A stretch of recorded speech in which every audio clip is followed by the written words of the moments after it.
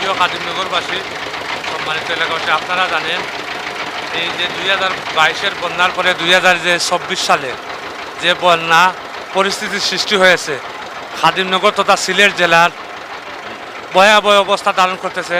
সেই ধারাবাহিকতায় আমার খাদিমনগর ইউনিয়নের 7 নং ওয়ার্ডের বিভিন্ন গ্রাম বন্যায় প্লাবিত হয়ে যাচ্ছে। মানুষের ঘরবাড়ির অবস্থা খুবই খারাপ। আমরা সাহেববাজার হাই স্কুল অ্যান্ড কলেজে আশ্রয়কেন্দ্র চালু করেছি। আমাদের এই আশ্রয়কেন্দ্র প্রায় 10টা ফ্যামিলি আছে, প্রায় 50 জন লোক আছে।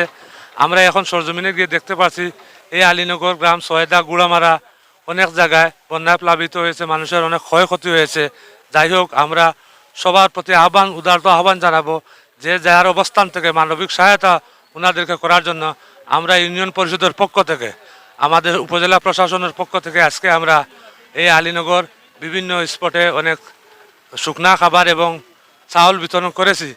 যাই হোক, আমরা সরকারের পক্ষ থেকে এবং ইউনিয়নের পরিষদের পক্ষ থেকে এই ত্রাণ বিতরণ অব্যাহত থাকবে এই আশা প্রত্যাশা ব্যক্ত করছি। সবাইকে ধন্যবাদ। আসসালামু আলাইকুম।